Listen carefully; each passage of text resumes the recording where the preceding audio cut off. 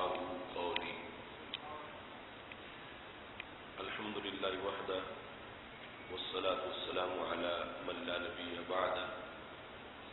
وعلى آله وأصحابه الذين أوفوا عهده. أما بعد فأعوذ بالله من الشيطان الرجيم. بسم الله الرحمن الرحيم. الذين يتبعون الرسول النبي الأمي الذي يجدونه مكتوبا في التوراة يأمرهم بالمعروف وينهاهم عن المنكر ويحل لهم الطيبات ويحرم عليهم الخبائث ويدع عنهم إصرهم والأغلال التي كانت عليهم. صدق الله العظيم وصدق رسوله النبي الكريم الأمين. إن الله وملائكته يصلون على النبي يا أيها الذين آمنوا صلوا عليه وسلموا تسليما. الصلاة والسلام عليك يا سيدي يا رسول الله وعلى آلك وأصحابك يا حبيب الله. مولاي صل وسلم دائما أبدا على حبيبك خير الخلق كلهم منزه عن شريك في محاسنه فجوهر الحسن فيه غير منقسم. محمد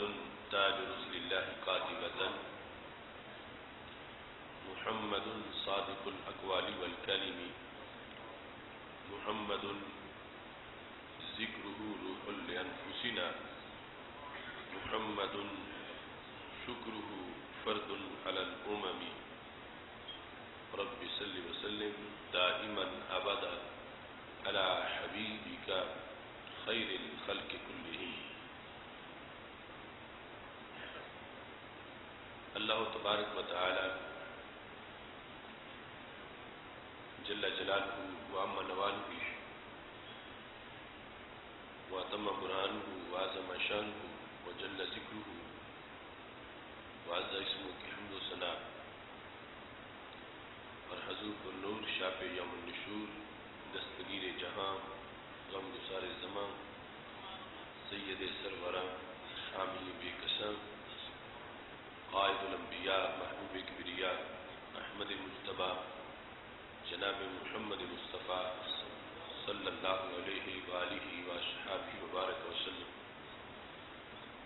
کے دربار گہربار میں علی درود السلام عرض کرنے کے بعد رب ذوالجلال کے فضل اور توفیق سے ماہ ربیع الاول شریف کے پرنور معطر اور روشن لمحات میں ہم سب کو اجتماع جمعۃ المبارک میں شرکت کی سعادت حاصل ہو رہی ہے. میری دعا ہے خالق کائنات جل جلالہ ہماری یہ حاضری اپنے دربار میں قبول فرمائے اور رب ذوالجلال ہم سب کو قرآن و سنت کا فہم عطا فرمائے اور قرآن و سنت کے ابلاغ و تبلیغ اور اس پر عمل کرنے کی توفیق عطا فرمائے. آج خطبہ جمعۃ المبارک میں ہماری گفتگو کا موضوع ہے النبی الامی المعلم.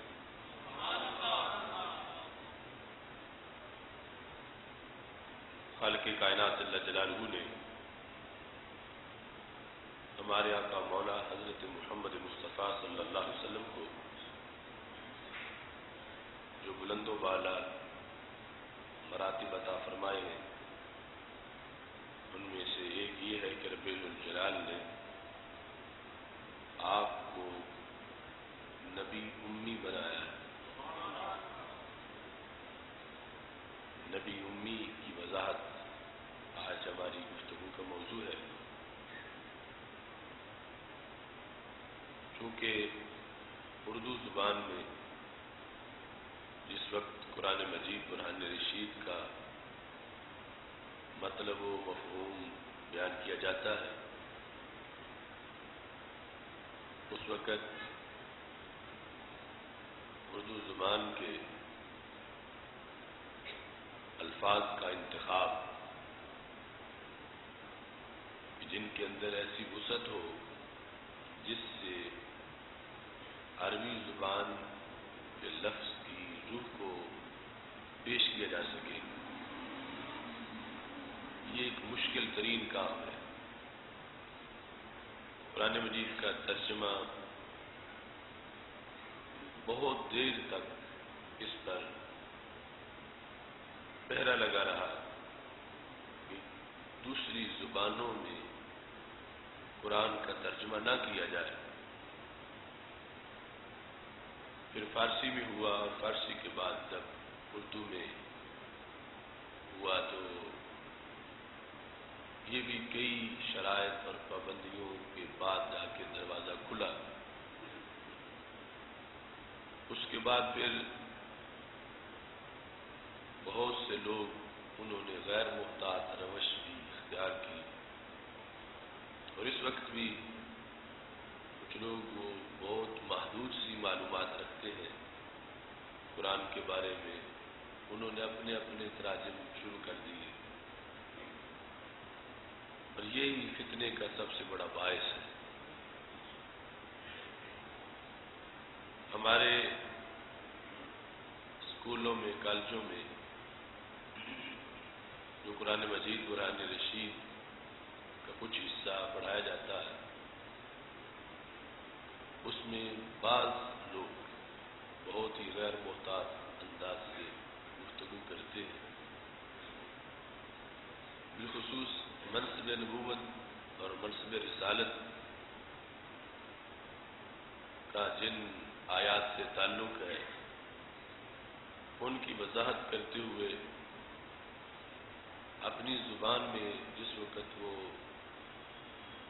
مفہوم قرآن کو کنوے کرتے ہیں، اس سے کچھ لوگوں کے نامناسب رویے سے بڑا بگاڑ پیدا ہوتا ہے۔ ان میں ایک مقام لفظ امی کا بھی ہے۔ امی کا معنی لوگ ان پڑھ کرتے ہیں، تو اب النبی الامی، جس وقت اس کا معنی کیا جائے گا معاذ اللہ ان پڑھ نبی، تو اس سے ایک عام لیول جو طالب علموں کی سوچ کا ہے، اور پھر بڑی عمر کے لوگ بھی ان کے لحاظ سے اس میں کئی لغزشوں کے احتمال پیدا ہو جاتے ہیں، کیونکہ عام شخص وہ ترجمے کو ہی قرآن سمجھتا ہے، اسے یہ پتہ نہیں ہے کہ پیچھے لفظ کیا ہے، آگے ترجمہ کرنے والے کی صلاحیت کتنی ہے، اس نے علوم قرآن کتنے پڑھے ہیں، اور یہ قرآن کی مفہوم کو آگے منتقل کرنے کی صلاحیت یا امانت رکھتا ہے یا نہیں۔ عام شخص تو ترجمے ہی کو قرآن سمجھتا ہے کہ جو ترجمے میں یہی قرآن ہے، اللہ یہی فرما رہا ہے۔ اس سے پھر منصب نبوت کے بارے میں کچھ لوگ سمجھنا شروع ہو جاتے ہیں کہ سرکار دو عالم صلی اللہ علیہ وسلم کو جب قرآن نے اس طرح کہا ہے تو اس سے پھر آگے کئی خرابیاں جنم لیتی۔ تو لفظ امی رسول اللہ صلی اللہ علیہ وسلم کی امتیازی شانوں میں سے ہے، یعنی نبی امی ہونا یہ ہمارے رسول صلی اللہ علیہ وسلم کی ایک امتیازی شان ہے، اور ظاہر ہے جو شان ہے اس کا ترجمہ بھی شاندار ہی ہوگا،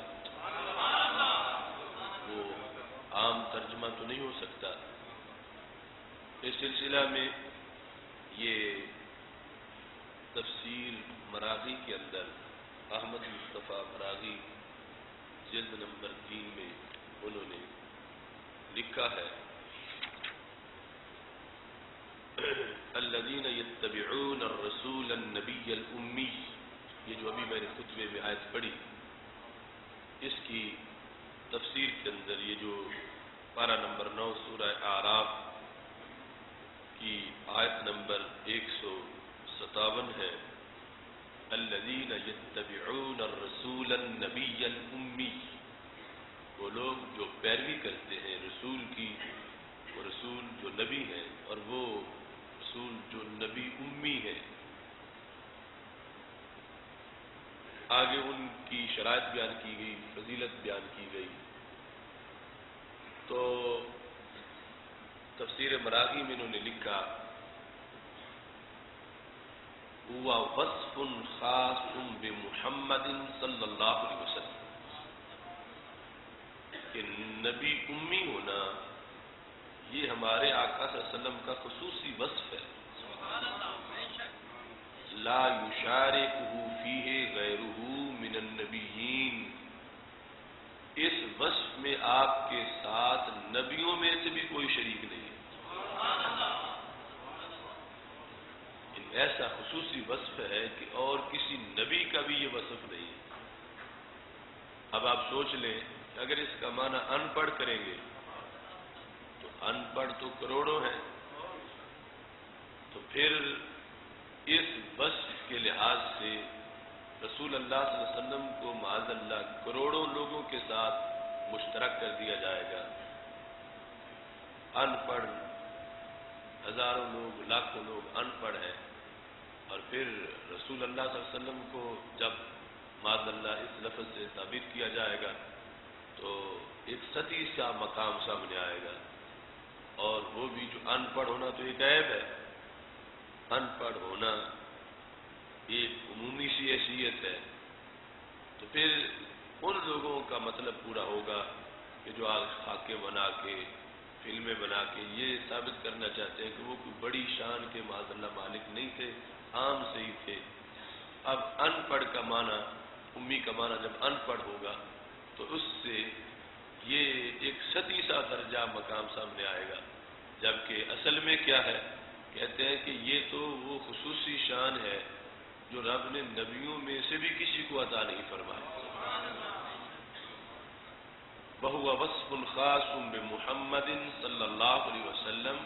یہ حضرت محمد صلی اللہ علیہ وسلم کے ساتھ وصف خاص ہے۔ لا یشارکہ فیہ غیرہ من النبیین، اس میں آپ کے ساتھ نبیوں میں سے بھی کوئی شریک نہیں ہے۔ فَالْأُمِّيَّةُ آیَةٌ مِّنْ آیَاتِ نُبُوَّتِهِ، کہتے ہیں امی ہونا رسول اللہ صلی اللہ علیہ وسلم کی نبوت کی آیات میں سے ایک آیت ہے، یعنی رسول اللہ صلی اللہ علیہ وسلم کی نبوت کی علامتوں میں سے ایک علامت اور شانوں میں سے ایک شان۔ ڈاکٹر اسرار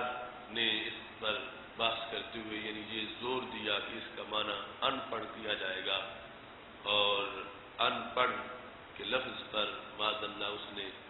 پورا ایک رسالہ اس طرح کا تحریر، وہ اپنی کوشش کی مضموم کوشش، ان پڑھ کا مطلب ہم نے اس دور میں بھی اس کا مواخذہ کیا تھا جب وہ زندہ تھا، کہ امی کا معنی ان پڑھ نہیں ہے، کہ یہ نبوت کی شانوں میں سے ایک شان ہے، اور ان پڑھ ہونا تو ایک عیب ہے۔ اور اللہ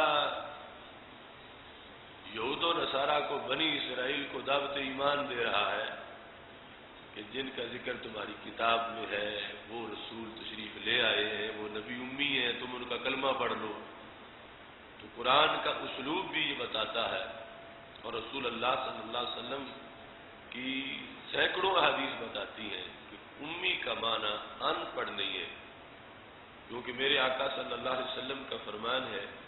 انما بعثت معلما، مجھے بھیجا ہی معلم بنا کے گیا ہے۔ تو کبھی ان پڑھ بھی معلم ہوتا ہے؟ انما بعثت معلما، مجھے بھیجا ہی معلم بنا کے گیا ہے۔ تو جن کی ہر گھڑی معلم ہے، جن کا ہر لمحہ معلم ہے، جن کا ہر کام معلم ہے، جن کے کردار کی ہر جہت معلم ہے، تو وہ خود ان پڑھ کیسے ہو سکتے ہیں؟ یعنی اگر اس کا معنی کریں گے ان پڑھ، پھر تو تضاد لازم آئے گا۔ ان پڑھ تو خود نہیں پڑھا ہوتا، وہ اوروں کو کیا پڑھائے گا؟ تو سرکار اپنے بس کو بیان کرتے ہوئے فرماتے انما بعثت معلما، مجھے میرے رب نے بھیجا ہی تعلیم دینے کے لیے ہے، میں تعلیم دینے والا ہوں۔ اس سے پتہ چلا پھر امی کا مفہوم وہ ہے جو معلم کے مطابق ہوگا۔ ہم نے اپنے اشتہار میں موضوع اس لیے یہ لکھا النبی الامی المعلم،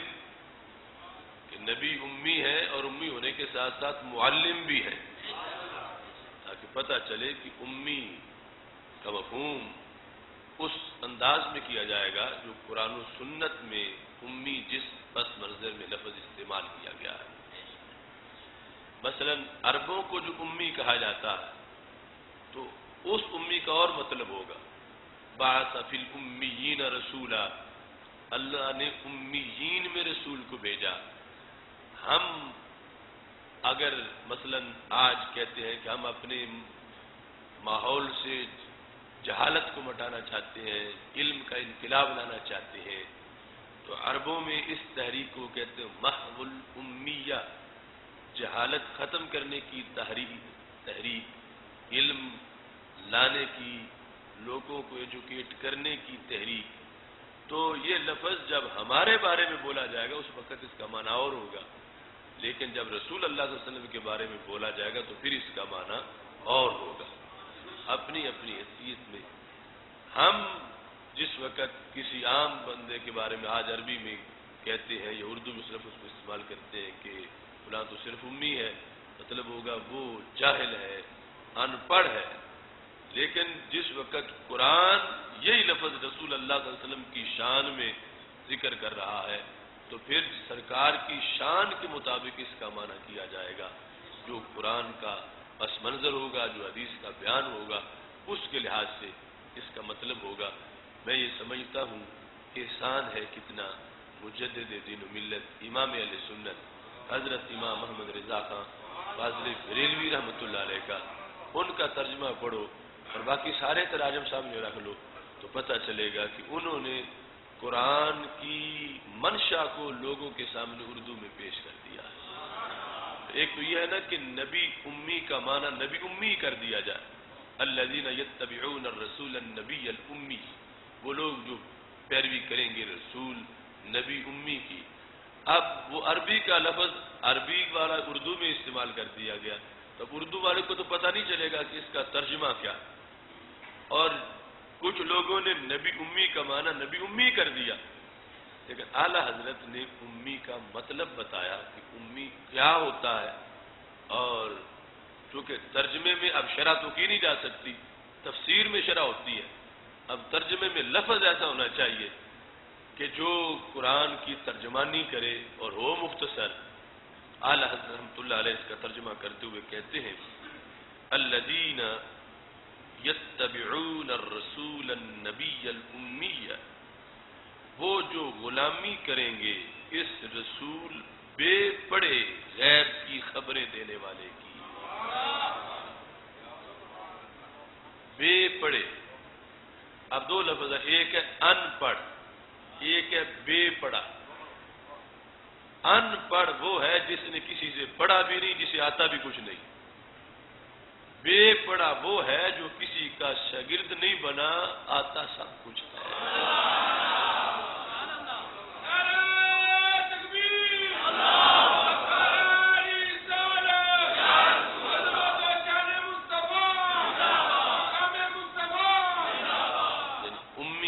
اللہ صلی اللہ علیہ وسلم امی ہے، اور یہ آپ کا معجزہ ہے۔ آپ کا معجزہ ہے کہ آپ کسی مدرسہ میں پڑھنے نہیں گئے، آپ نے اس عہد کی کسی شخصیت کی شاگردی اختیار نہیں کی، لیکن بولتے ہیں تو علم و حکمت والے قربان ہو جاتے ہیں، اور ہر بات میں کروڑوں دانش کی باتیں ہیں، اور ہر گفتگو کے اندر کئی جہانوں کی روشنی ہے۔ تو اب معجزہ بنا کہ پڑھنے کہیں نہیں گئے مگر بات کتنی پڑھی ہوئی کرتے ہیں۔ اگر کسی کے سٹوڈنٹ ہوتے، کسی کے شاگرد ہوتے، کسی دارالعلوم سے پڑھا ہوتا، کسی یونیورسٹی میں جا کے سیکھا ہوتا، پھر بولتے تو لوگ کہتے جو پڑھ کے آئے ہیں وہ آگے بتا رہے ہیں، پڑھنے کہیں نہیں گئے، لیکن جو بتاتے ہیں وہ قیامت تک کی علم پہ بھاری ہے، اور قیامت تک کی سائنس ٹیکنالوجی، قیامت تک کی علوم و معارف سارے ان کے ایک ایک لفظ کے اندر بند ہے۔ اس واسطے امی ہونا میرے نبی علیہ السلام کے معجزات میں سے ایک معجزہ ہے، اور اس کو تمام مفسرین نے ذکر کیا ہے، یہ سرکار کا ایک معجزہ ہے، نبی اکرم نور مجسم شفیع معظم صلی اللہ علیہ وسلم کا معجزہ ہے کہ بات علم کی کرتے ہیں اور علم پھیلاتے ہیں، اور ہر گھڑی میں علوم کا ظہور ہوتا ہے، مگر کسی انسان سے پڑھ کے نہیں آئے۔ اس واسطے امی کے لیے لفظ وہ ڈھونڈا جائے گا کہ جو ترجمہ کرے جس میں باتیں دونوں ہوں، ایک یہ کہ کسی کے پاس پڑھنے نہیں گئے، دوسری یہ کہ بات ہر ہی علم کی کرتے ہیں، اور ایسا علم کی جس پر لوگوں کی عقلیں حیران رہ جائیں۔ تو اس لیے لفظ بے پڑھا جو ہے وہ استعمال کیا حضرت رحمۃ اللہ علیہ نے، کہ بے پڑھا میں یہ ہے کہ کسی بندے کے پڑھے ہوئے نہیں ہیں، کسی کے پاس بیٹھ کے جا کے پڑھ کے فارغ التحصیل ہو کے نہیں آئے، لیکن علم رکھتے ہیں، اور علم اتنا اب ہماری وہ علم غیب والی جو قسطیں ہیں صرف وہ دیکھ لو 48 تک، اور مطلق علوم مصطفیٰ صلی اللہ علیہ وسلم کے جو شعبہ جات ہیں صرف وہ گرنا شروع کر دے تو اس میں زندگی گزر جا، آگے اس کی تفصیلات تو بہت زیادہ ہیں۔ اس واسطے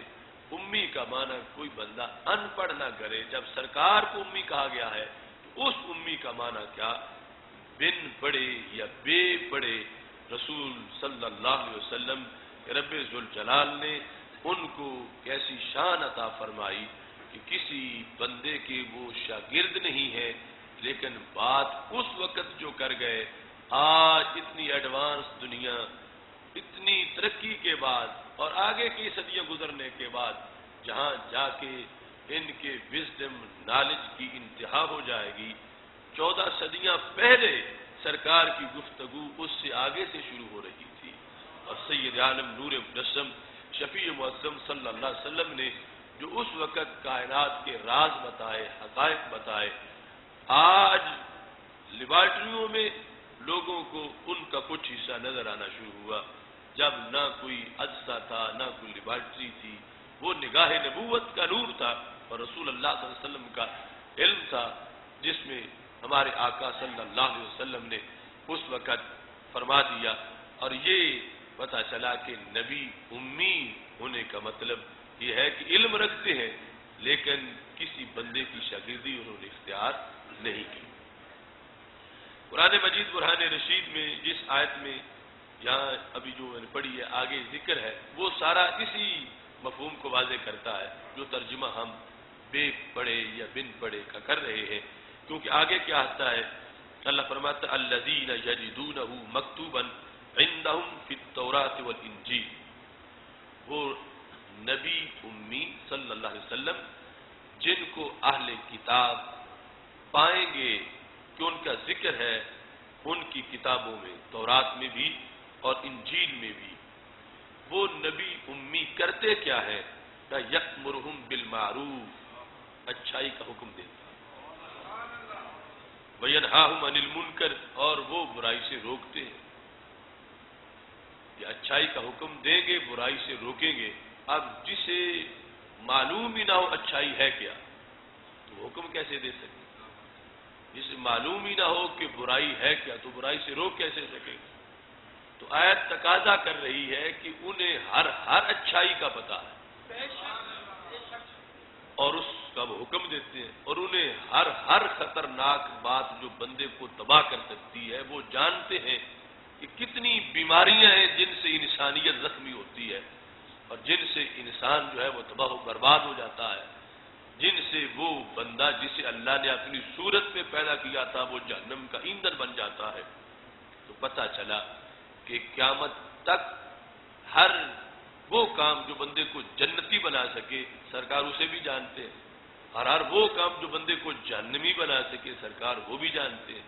اور پھر جو جنتی کام ہے ان کا حکم دیتے ہیں اور جو جہنم میں لے جانے والے ہیں ان سے روکتے ہیں، تو پتہ چلا کہ رب ذوالجلال نے تو ان کا اتنا علم عطا فرمایا ہے کہ وہ قیامت تک کی ہر گھڑی پہ مسئلے کو بھی جانتے ہیں، مسئلے کا حل بھی جانتے ہیں۔ اس واسطے سید عالم نور مجسم شفیع معظم صلی اللہ علیہ وسلم جب دنیا سے تشریف لے جا رہے تھے تو فرما رہے تھے ترکتکم علی ملۃ بیضاء لیلھا کنہارھا، میں تمہیں اندھیرے میں نہیں چھوڑ کے جا رہا، میں تمہیں روشن ملت پہ چھوڑ کے جا رہا ہوں، میں تمہیں روشن ملت پہ چھوڑ کے جا رہا ہوں جس کی رات بھی اتنی روشن ہے جتنا کہ دن روشن ہوتا ہے۔ اتنا علم دیا کہ رات کو بھی روشن کر دیا، کہ رات بھی دن بن گئی۔ جنت لے جانے والے جتنے کام تھے سارے میں نے بیان کر دیے، اور جہنم سے بچانے کے جتنے طریقے تھے سارے میں نے بیان کر دیے۔ تو ان ساری باتوں سے پتہ چلتا ہے کہ رب ذوالجلال نے ان کو کتنا علم عطا فرمایا ہے۔ تو نبی امی کہہ کر آگے ان کا جو منصب بیان ہو رہا ہے اس سے پتہ چلا کہ اگرچہ انہوں نے پڑھا کسی بندے سے نہیں، مگر علم ان کے پاس بہت زیادہ ہے، اور اس کی روشنی میں وہ آگے اس علم کو ساری زندگی کائنات میں پھیلاتے رہے۔ اور ایسا علم ہے کہ آج بھی ساری روشنیوں پہ جو غالب ہے وہ میرے نبی علیہ السلام کی دی ہوئی روشنی ہے۔ باقی جو نظریات ہیں، کل کوئی تھا آج کوئی ہو گیا، سائنس کبھی کچھ کہتی تھی آج کچھ ہو گئی، لیکن جو نبوت نے کہا وہ آج تک زیر زبر کا کوئی فرق نہیں ہوا۔ یہ ہے رسول اللہ صلی اللہ علیہ وسلم کا وہ علم کہ جس کی روشنی میں رب ذوالجلال نے ان کو فرمایا یہ نبی ہے، امی ہے۔ نبی کا لفظ ہی بتا رہا ہے کہ وہ خبر دینے والے ہیں، اور خبر غیب کی دینے والے ہیں، اور علم کے بغیر تو ظاہری خبر بھی نہیں دی جا سکتی، پوشیدہ خبر کیسی دی جا۔ اس واسطے رب ذوالجلال نے ان کو علوم دیے ہیں، تو امی کا وہ ترجمہ کرنا پڑے گا جس سے علم کی نفی نہ ہو، کہ علم ہے اور وہ بے مثال علم کہ جو کسی ترازو میں تولا ہی نہیں جا سکتا۔ رب ذوالجلال نے وہ مرتبہ ہمارے آقا صلی اللہ علیہ وسلم کو عطا فرمایا ہے۔ اس کے بعد اسی آیت میں اللہ فرماتا ہے وَيُحِلُّ لَهُمُ الطَّيِّبَاتِ، وہ رسول کیا کریں گے؟ فرمایا وہ ستھری چیزوں کو حلال کریں گے ان کے لیے جو ان کے پیروکار ہیں، امت بننے والی ہے، ان کے لیے وہ ستھری چیزوں کو حلال کریں گے۔ وَيُحَرِّمُ عَلَيْهِمُ الْخَبَائِثَ، اور گندی چیزوں کو حرام کر دیں گے۔ اب ایک ہے منصب حلال کرنا، ایک ہے منصب حرام کرنا، تو پہلے یہ علم ہونا چاہیے کہ ستھری چیز کون سی ہے، پہلے یہ علم ہونا چاہیے کہ گندی چیز کون سی ہے، ستھری کو جائز کر دیا جائے، گندی کو ناجائز کر دیا جائے۔ تو رسول اللہ صلی اللہ علیہ وسلم اس وقت جتنی بھی حرام چیزیں فرما رہے تھے ان کے اندر جو کچھ حرام مواد ہے اور جو انسانیت کے لیے مضر چیزیں ہیں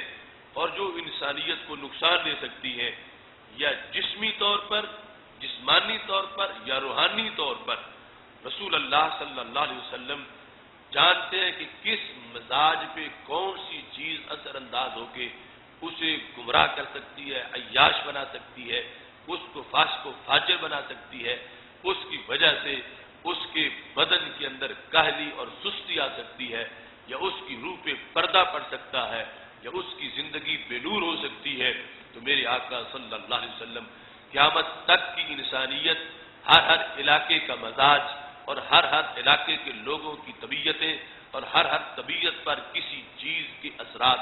یہ سب جانتے ہوئے رسول اللہ صلی اللہ علیہ وسلم خنزیر کو حرام فرما رہے تھے، شراب کو حرام فرما رہے تھے، یہ گندی چیزیں حرام کر رہے تھے، اور ستھری چیزوں کا نبی علیہ الصلوۃ والسلام علت کا حکم عطا فرما رہے تھے۔ تو یہ آیت تو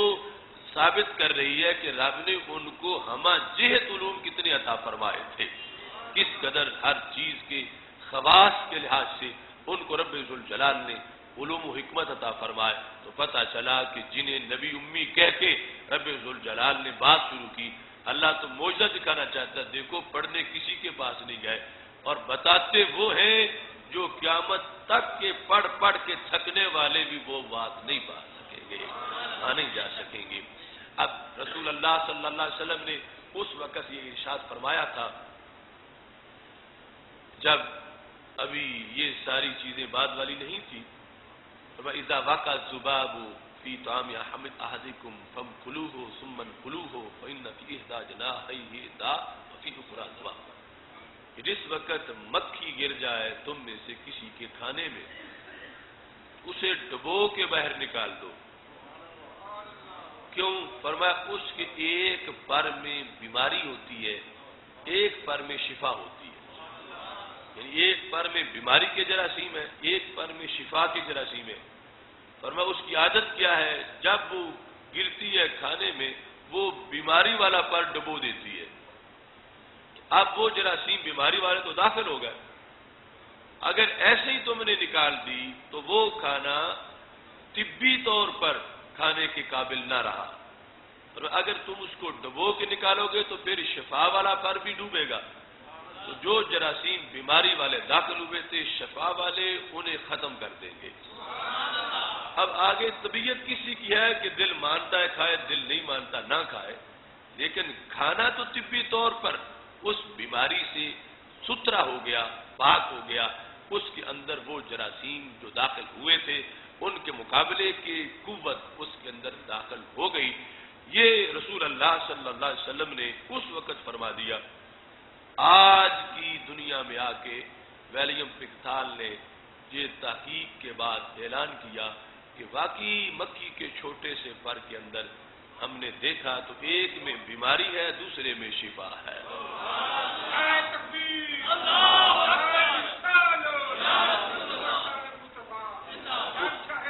وہ کتنا مکھی کا پر ہوتا ہے، چھوٹا سا پر ہے، چھوٹے سے پر میں پھر جراثیم دیکھنا، تو یہ ہے نبوت کی آنکھ اور یہ ہے نبوت کا علم کہ اس وقت جو ہے وہ کسی خوردبین کی مدد کے بغیر نبی اکرم نور مجسم شفیع معظم صلی اللہ علیہ وسلم نے شناخت کر لی اور بتا دیا اور امت کو متوجہ کیا، اور ساتھ یہ بھی فرمایا کہ جب ڈبوتی ہے تو بیماری والا پہلے ڈبوتی ہے۔ تو آج کی تحقیق نے بھی یہی دیکھا کہ وہ جس کے اندر بیماری کے جراثیم ہے وہ پہلے ڈبو دیتی ہے۔ تو رسول اللہ صلی اللہ علیہ وسلم اس وقت جو چیزیں حلال کر رہے ہیں، حرام کر رہے ہیں، ان کے پیچھے ایک معیار تھا، اور رسول اللہ صلی اللہ علیہ وسلم اس کو جانتے ہوئے سرکار دو عالم صلی اللہ علیہ وسلم نے یہ حکم دیا، چیزیں حلال کی، حرام کی۔ اگر آج عقل کو سمجھ آ جائے پھر بھی ٹھیک ہے، اور اگر عقل کو سمجھ نہ آئے تو ہمارا یقین ہے کہ جو شریعت جسے حسین کہے وہ حسین ہے، شریعت جسے قبیح کہے وہ قبیح ہے۔ ہم عقل سے سمجھ پائیں تو ٹھیک ہے، نہ سمجھ پائیں تو پھر بھی اس میں لذت ہے کہ اگر عقل کہے کہ واقعی یہ چیز ٹھیک نہیں، پھر ایک تو شریعت کا حکم آیا، دوسرا عقل کا حکم آیا، اور اگر عقل کو پتہ نہیں چل رہا، شریعت نے کہا یہ ٹھیک نہیں اور مومن مان گیا تو اس کو زیادہ ثواب مل گیا۔ اس نے شریعت پر جو اس کا یقین ہے وہ پختگی ظاہر ہو گئی۔ رسول اللہ صلی اللہ علیہ وسلم کو رب ذوالجلال نے چیزیں حلال کرنے اور حرام کرنے کا جو منصب دیا، اس میں بنیادی مقام تو علم کا ہے، تو آپ کو نبی امی کہہ کر اسی آیت میں جب آپ کے اس منصب کو بیان کیا جا رہا ہے تو پتہ چلا امی کا مطلب ان پڑھ نہیں ہے، امی کا مطلب وہ ہے کہ لوگوں میں سے کسی کے شاگرد نہیں ہے، مگر علم اتنا ہے کہ قیامت تک کے علم والے ان کے سامنے دامن پھیلائے بیٹھے رہے۔ جو بندہ مجذوم ہوتا ہے، جذام کا مرض جس کو ہوتا ہے، اس کے بارے میں رسول اللہ صلی اللہ علیہ وسلم نے فرمایا کہ فروا من المجذوم فرارک من الاسد، جو مجذوم ہو اس سے بھاگ جاؤ، دور ہو جاؤ اس سے۔ کیسے؟ فرمایا جس طرح شیر سے دور ہوا جاتا، فرارک من الاسد، اسد شیر کو کہتے ہیں کہ جب شیر ہو تو بندہ کہتا میں اسے بچ جاؤں، کھلا شیر ہے آ رہا ہے میں سائڈ پہ ہو جاؤں۔ فرمایا مجذوم سے یوں بچو، دور ہو جاؤ جیسے شیر سے دور ہوا جاتا۔ حالانکہ دوسری طرف رسول اللہ صلی اللہ علیہ وسلم نے فرمایا لا عدوى ولا طیرہ، کہ کوئی وبائی مرض ہوتی نہیں ہے۔ جس میں ایک شخص نے کہا یا رسول اللہ صلی اللہ علیہ وسلم، میرے اونٹ کو خارش تھا تو اس خارش کی وجہ سے سارے اونٹوں کو خارش ہو گیا، تو ایک کا مرض دوسرے کو لگ گیا. تو نبی علیہ السلام نے فرمایا نہیں، فمن اجرب الاول، تو پہلے اونٹ کو خارش کہاں سے آتی؟ اس میں لا ادوا کی پوری بات ہے کہ اگرچہ کچھ اسباب سے بیماری بڑھتی ہے مگر وہ ایک مستقل سبب اللہ کی طرف سے ہے. یہ نہیں ہے کہ رب کی مرضی نہ ہو اور کوئی بیماروں میں بیٹھے اور دوسرے بیمار ہو جائیں. اس طرح کا کوئی عقیدہ نہ بنا لے کہ یہ وبائی مرض ہے اور اس طرح پھیل جاتے ہیں اور یہ خود بخود سب کچھ ہوتا ہے. فرمایا ایسا نہیں، ہر بیماری کا ایک مستقل سبب ہے اور وہ اللہ کی طرف سے ہے. وہ پایا جائے تو پھیلتی ہے ورنہ نہیں پھیل سکتی. اب اس وقت ہزاروں صحابہ ایک دوسرے کے ساتھ ملتے ہیں، مصافحہ کرتے ہیں اور ایک دوسرے کا وہ تبرک کھاتے ہیں، بچا ہوا کھاتے ہیں، پیتے ہیں، بیماریوں سے بھی محفوظ رہتے ہیں. نہ آج کے ٹشو، نہ آج کے سپرے، نہ یہ شیمپو اور نہ یہ صابن. اور حضرت عمر رضی اللہ تعالیٰ عنہ کہنے لگے ما کننا نعرف الاشنان فی عہد النبی صلی اللہ علیہ وسلم، رسول اللہ صلی اللہ علیہ وسلم کی ظاہری حیات کے اندر صابن کا تو پتہ کیا، ہمیں تو اشنان کا بھی پتہ نہیں تھا. یعنی آج تو صابن سے بات آگے چلی گئی کافی. وہ صابن دیسی صابن، حضرت عمر کہتے ہیں ہم تو یہ نہیں جانتے تھے اشنان کیا ہوتا ہے. اشنان وہ جڑی بوٹی ابھی موسم بہار میں اگے گی، جو اس پہ پانی ڈال کے ملیں تو جھاگ پیدا ہوتی ہے اور دیہاتوں میں آج بھی اس کو لوگ استعمال کر لیتے ہیں. کہا ہمیں صفائی کے لیے وہ جھاگ پیدا کرنے والی جڑی بوٹی اس کا نہیں پتا تھا، یعنی استعمال ہم وہ بھی نہیں کرتے تھے، صابن تو بڑی دور کی بات ہے. فرمایا ہم تو اپنے ہاتھ قدموں کے تلووں سے بھی صاف کر لیتے تھے مگر دل روشن کتنے تھے کہ وہ ترچی نگاہ سے دیکھیں تو سورج کی آنکھیں بند ہو جائیں، ان کے دلوں پر عرش کی تحریریں منعکس ہو جائیں. وہ جو باطنی صفائی جس کے ساتھ اسلام نے الطہور شطر الایمان کہا اور یہ ظاہری صفائی کو اس کے ساتھ مکس کر دیا. اور یہ فرق ہے، ایک ہوتی ہے نظافت، ایک ہوتی ہے طہارت. اسلام سے باہر کے لوگ وہ نظافت پہ یقین رکھتے ہیں اور مومن طہارت پہ یقین رکھتا ہے. نظافت وہ ہے کہ اب ایک پانی اس میں پیشاب کا قطرہ ملا ہوا ہے،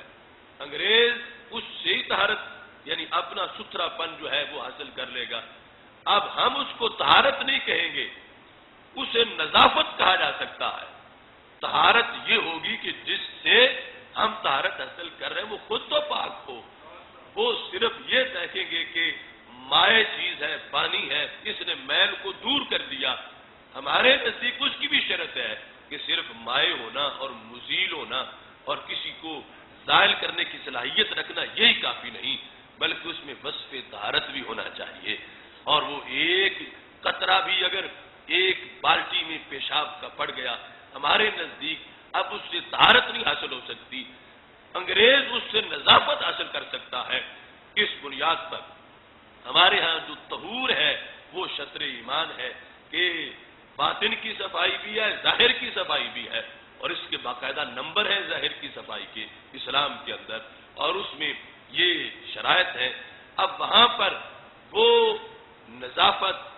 یہ طہارت، ادھر کھال دھوتے ہیں اور ادھر نامہ اعمال دھوتے ہیں. کیونکہ میرے نبی علیہ السلام فرماتے ہیں کہ جس وقت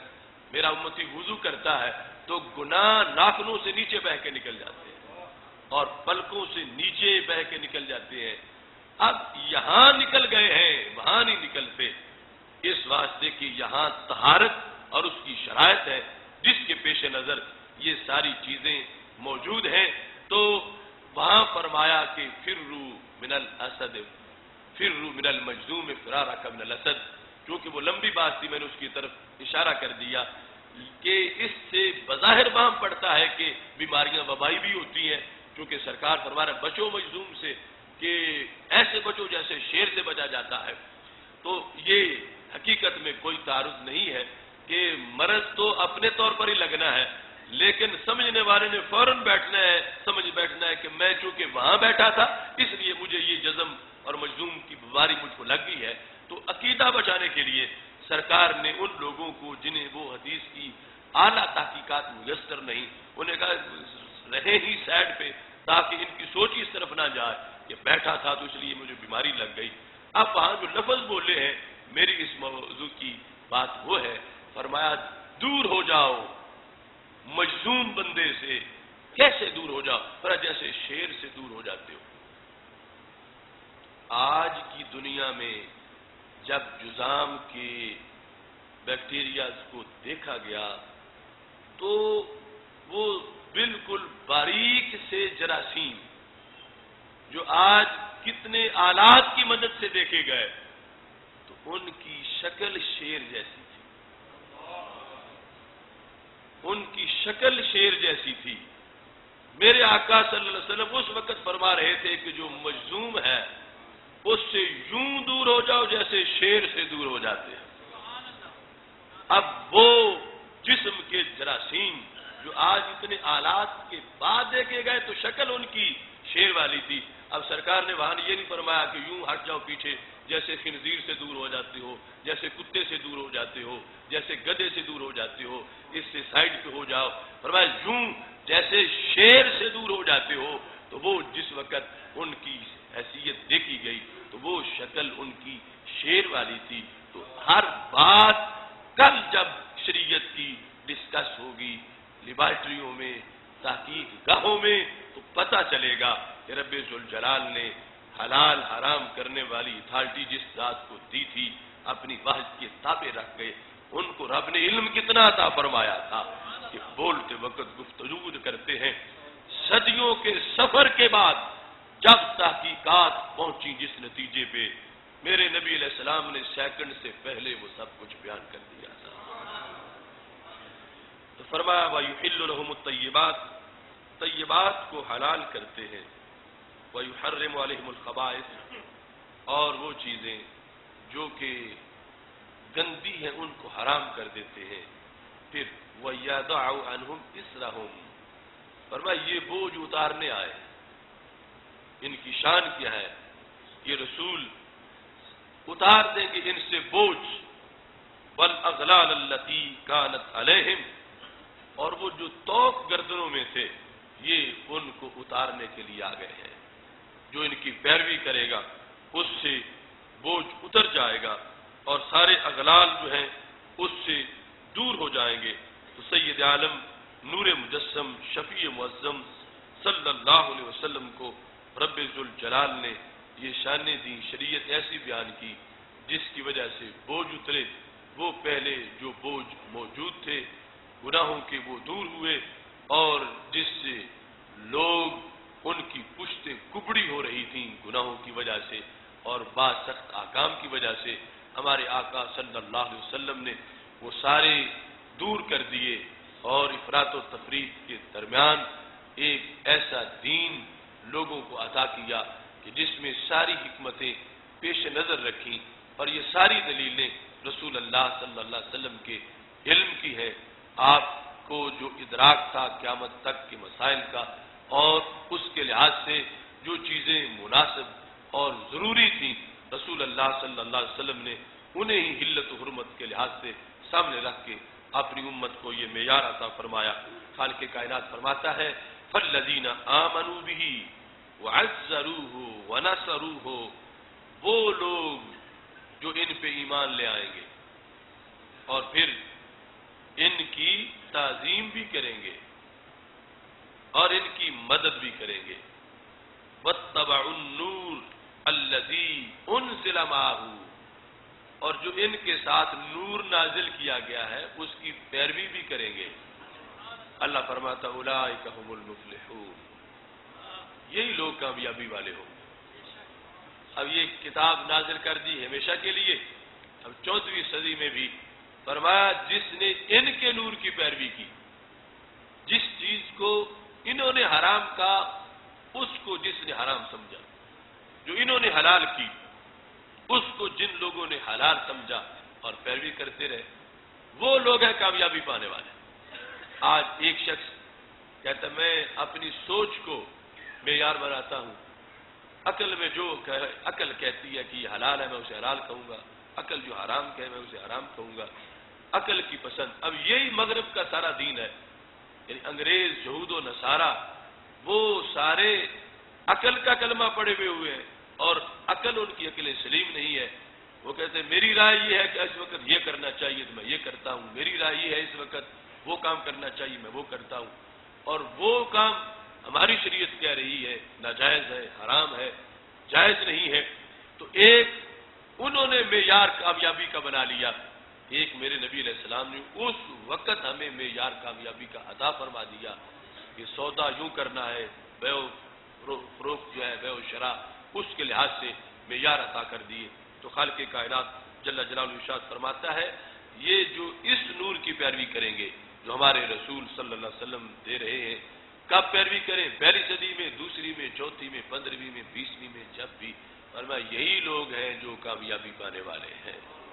تو یہ معجزہ ہے میرے نبی علیہ الصلوۃ والسلام کا کہ پڑا کسی کے پاس نہیں، مگر جو نظام دیا ہے وہ قیامت تک کے لیے دے دیا ہے۔ کتنی روشنی تھی اپنے پاس، کتنا نور تھا ذہن مبارک میں کہ قیامت تک کا ہر معاشرہ، ہر سویلائزیشن، ہر سوسائٹی، ہر قسم کے لوگوں کا ذہنی لیول، ہر قسم کے لوگوں کی ادائیں، ان کو سامنے رکھ کر میرے نبی علیہ الصلوۃ والسلام نے گفتگو کی ہے۔ اب آج کا 15ویں صدی کا ایک ماڈرن طبقہ اور پھر آج کی تحقیقات اور ٹیکنالوجی اور یہ ساری چیزیں مل کے جس وقت میرے نبی علیہ السلام کی ایک بات کو سامنے رکھ کے اس پہ سوچنا شروع کرتی ہے تو سرکار کا وہ جملہ ان سب کی عقلوں کو حیران کر دیتا ہے، اور رسول اللہ صلی اللہ علیہ وسلم کی وہ حدیث جو آپ نے ایک سادہ سے ماحول میں بیٹھ کے اس وقت کے مدینہ شریف میں، مکہ شریف میں، کسی غار میں، کسی غزوہ میں چلتے پھرتے اچانک جو جملہ بول دیا تھا، اتنی صدیوں کے بعد کی انسانیت سر جوڑ کے بیٹھی ہے، پھر بھی اس کی سوچ نیچے ہے اور میرے محبوب کا فرمان اوپر ہے۔ یہ ہے نبی امی کی شان۔ اس بنیاد پہ کہا کہ یہ معجزہ ہے میرے نبی علیہ الصلوۃ والسلام کا کہ کسی یونیورسٹی میں پڑھنے نہیں گئے، لیکن آج لاکھوں یونیورسٹیاں ان کے ایک ایک جملے پہ تحقیق کرتی ہے اور ایک ایک بات کے پہ روشنی حاصل کرتی ہے اور اس کے ذریعے سے اپنے جو ہے وہ زندگی کے نظام اور بندگی کے نظام جو ہے ان کو چلا رہے ہیں۔ اس واسطے اس آیت کی شرح کے اندر جو مفسرین ہیں انہوں نے لکھا کہ فَالْأُمِّيَّةُ آیَةٌ مِّنْ آیَاتِ نَبُوَّتِهِ، امی ہونا ہمارے نبی علیہ السلام کی شانوں میں سے ایک شان ہے۔ اب یہ شان معجزہ خصوصیت تب بنے گی جب وہ ترجمہ ہوگا جب ہم کر رہے ہیں، اگر ان پڑھ والا ہوگا تو پھر تو یہ خصوصیت بنے گی ہی نہیں، پھر تو ان پڑھ ہزاروں لاکھوں ہیں۔ بے پڑھے والے انداز میں کہ شاگرد کسی کے نہیں بنے، کسی انسان کے پاس جا کے پڑھا نہیں ہے، لیکن علم کی نفیت سے نہیں ہوگی، علم بڑا ہے، علم موجود ہے اور اس سے آگے ساری وضاحتیں موجود ہیں۔ تو کہتے ہیں فَهُوَ مَا أُمِّيَّتِهِ قَدْ جَاءَ بِأَعْلَى الْعُلُومِ النَّافِعَةِ الَّتِي بِهَا يُصْلَحُ مَا فَسَدَ مِنَ عَقَائِدِ الْبَشَرِ وَأَخْلَاقِهِمْ وَآدَابِهِمْ وَأَعْمَالِهِمْ۔ کہ رسول اللہ صلی اللہ علیہ وسلم امی ہونے کے باوجود آپ نے علوم وہ عطا کیے ہیں کہ جو بندے کے ظاہر کے لیے بھی مفید ہے، باطن کے لیے بھی مفید ہے۔ علوم نافعہ، مفید علوم آپ نے، اگر آتا کچھ نہ ہوتا معاذ اللہ تو پھر علوم کیسے عطا کرتے، اور علوم بھی وہ مفید، کتنے مفید ہیں؟ فرمایا جتنے انسانی عقیدے خراب ہو چکے تھے سرکار کے علم نے سیدھے کر کے دکھا دیے ہیں۔ یہ علم تھا کہ جس کی وجہ سے شرک ختم ہوا، جس کی وجہ سے کفر ختم ہوا، وہ عرب جو کفر و شرک سے بھرا ہوا تھا، میرے نبی علیہ السلام کے علم نے ان کو کتنا پرنور کیا۔ بخاری شریف میں ہے، کبھی صورتحال عرب کا تعارف کیا تھا؟ بخاری شریف میں باب جہل العرب، عربوں کی جہالت کا باب۔ یہ عربوں کا پرانا تعارف ہے کہ عربوں کی جہالت کا باب، کہ جاہل کتنے ہوتے تھے، اور پھر امامت کے باب آ گئے۔ وہی کتنے سویلائز ہوئے، وہی کتنے پڑ گئے، کانٹے گلاب بن گئے، ذرے آفتاب بن گئے، خود نہ تھے جو راہ پر اوروں کے ہاتھی بن گئے۔ کیا نظر تھی جس نے مردوں کو مسیحا کر دیا۔ تو یہ سید عالم نور مجسم شفیع معظم صلی اللہ علیہ وسلم کے علم، نبی امی کے علم کا یہ کمال تھا کہ آپ نے ان کے اندر بھی ستھرے کیے، ان کو تزکیہ دیا، ان کو صاف کیا، اور پھر باہر ان کو چمک عطا فرمائی اور روشنی عطا کی۔ کہا جو عقائد تھے اور ایسے اخلاق، آداب، اعمال، سب کچھ کے اندر انہوں نے علوم نافعہ عطا فرمائے۔ یہ نہیں ہے کہ بندے کا بندے سے جو رابطہ ہے اس کو تو بیان کر دیں کہ کیسا ہونا چاہیے، بندے کا جو مولا سے رابطہ ہے وہ نہ بیان کرے، ایسا ہرگز نہیں۔ بندے کا بندے سے جو رابطہ ہے وہ اچھا کیسے ہو سکتا ہے، بندے کا مولا سے جو رابطہ ہے وہ بہتر کیسے ہو سکتا ہے، یہ بیان کیا۔ پھر انسان کے دل کا جو صفا اور ستھرا پن ہے وہ کیسے ہے، اور انسان کے معاشرے میں اس کی نسل کی تطہیر اور اس کے بدن کی تطہیر اور معاشرے کی تطہیر، یہ ساری چیزیں، اس کا لقمہ حلال ہو، اس کا نظریہ صاف ہو۔ رسول اللہ صلی اللہ علیہ وسلم نے اپنے علم کی روشنی میں اتنا مفید جامع نصاب زندگی انسانیت کو عطا فرمایا۔ اس بنیاد پر فغیر نظم البشر، آپ نے انسانیت کا نظم ہی تبدیل کر دیا۔ یعنی جو پہلے نظام چل رہا تھا، جو صورتحال تھی، اس کو تبدیل کر کے رسول اللہ صلی اللہ علیہ وسلم نے ایک انقلاب کی بنیاد رکھی، جس کے اثرات آج بھی ایسے ہیں کہ 1.5 ارب انسانوں کے دلوں میں وہ نور توحید و رسالت موجود ہے۔ تو یہ نبی امی کے کارنامے بیان کرتے ہوئے خالق کائنات جل جلالہ نے قرآن مجید برہان رشید میں اس کی وضاحت کی اور فرما دیا کہ نبی امی کا مفہوم کس طرح آج سے واضح ہوگا۔ سید عالم نور مجسم شفیع معظم صلی اللہ علیہ وسلم کے اس لقب کی اور بھی وجوہات ہیں، مگر وہ ثانوی حیثیت میں ہے۔ مثلا امی اس لیے بھی آپ کو کہا جاتا ہے، امی ہوتا ہے منسوب الی الام، ام کی طرف منسوب، امی۔ جس طرح مکہ ہے تو اس کی طرف جو منسوب اس کو کہتے ہیں مکی، ام کی طرف جو منسوب ہوگا تو اس کو کہیں گے امی۔ تو چونکہ مکہ شریف کا لقب ام القرا تھا تو سرکار مکہ شریف میں پیدا ہوئے، اس بنیاد پر بھی آپ کو امی کہا جاتا ہے، امی کہا جاتا ہے۔ اور سید عالم نور مجسم شفیع معظم صلی اللہ علیہ وسلم چونکہ اصل کائنات ہے اور اصل کو سے تعبیر کیا جاتا ہے،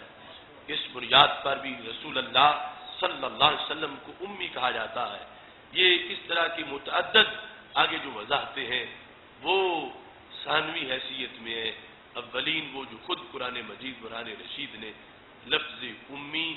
بول کر رسول اللہ صلی اللہ علیہ وسلم کی شان کو بیان کرنا شروع کیا، اور آگے اس کو بیان کرتے ہوئے قرآن مجید برہان رشید نے وہ سارے ایسے مناسب بیان کیے جس سے پتہ چلتا ہے کہ رب ذوالجلال نے ان کو کتنی اونچی شان عطا کی۔ 7 والی آیت میں فرما دیا قل یا ایھا الناس انی رسول اللہ الیکم جمیعا الذی لہ ملک السماوات والارض لا الہ الا هو یحیی ویمیت فآمنوا باللہ ورسولہ النبی الامی الذی یؤمن باللہ وکلماتہ واتبعوہ لعلکم تہتدون۔ تو خالق کائنات نے فرمایا تم محبوب اعلان کر دو اے ساری انسانیت میں تم سب کا رسول ہوں۔ تو اتنا علم ہے کہ قیامت تک کی ہر صدی کا جو پرابلم تھا سرکار نے اس وقت فرما دیا کہ میرا دین سب کے لیے ہے، میں سب کو دیکھ کے سب کو نصاب عطا کر رہا ہوں۔ کہیں 15ویں صدی والا یہ نہ کہے کہ اس وقت جو صورتحال تھی وہ سامنے تھی، آج کے کرنٹ ایشوز ان کے سامنے نہیں تھے، اور میں کہیں اور دیکھنے چلا جاؤں اور کہیں اور سے بھیک مانگوں، اور میں نہیں، میں سب کو دیکھ رہا ہوں اور سب کے لیے میں نے نصاب معین کیا ہے۔ ہر علاقہ، ہر علاقے کے مزاج، ہر صدی کے لوگوں کے تقاضے، ہر نئی دنیا کے ماحول، سب کچھ سامنے رکھ کر میرے آقا صلی اللہ علیہ وسلم نے یہ جامع دین دیا جو اس وقت کے دیہاتی کے لیے بھی کافی تھا آج کے ماڈرن شہری کے لیے بھی کافی ہے۔ یہ سید عالم نور مجسم شفیع معظم صلی اللہ علیہ وسلم کا ہم پہ احسان ہے۔ عزت اس وقت بھی انسان کو ملی، عزت آج بھی انسان کو ملی،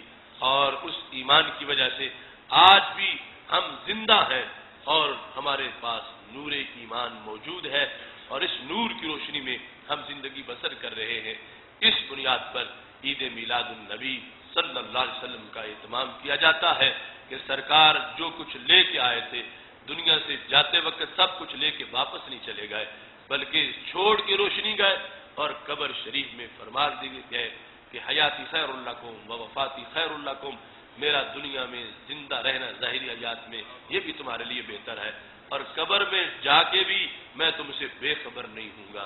میرا تمہارا رابطہ موجود رہے گا، میں تمہاری نیکی دے کے خوش ہوتا رہوں گا، اگر تمہارا گناہ دیکھوں گا تو تمہارے گناہ کی معافی کے لیے رب سے درخواست کروں گا۔ آج فتنہ یہ ہے کہ یہ یہود و نصارہ مسلمان جوان کو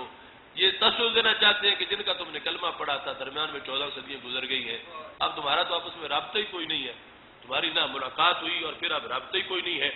اور ہماری سوچ یہ ہے کہ ہمارا رابطہ پکا ہے،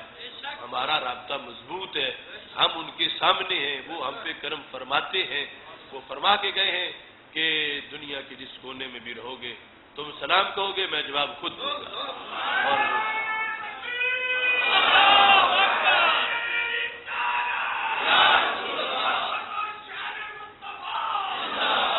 اور جس وقت صحابہ نے پوچھا تھا حضرت ابو درداء نے، حضرت ابو ہریرہ رضی اللہ تعالیٰ عنہ نے کہ بعد از وصال کیا ہوگا محبوب، اب تو ہم دیکھتے ہیں، فرمایا بعد الموت ان اللہ حرم علی الارض ان تاکل اجساد الانبیاء فنبی اللہ حی یرزق کو، موت کے بعد یہ ہے، فرمایا اللہ نے زمین پر حرام کر دیا ہے، وہ کسی نبی کے جسم کو کھا نہیں سکتی، اللہ کا نبی زندہ بھی ہوتا ہے اور اس سے قبر میں رزق بھی پہنچایا جاتا ہے۔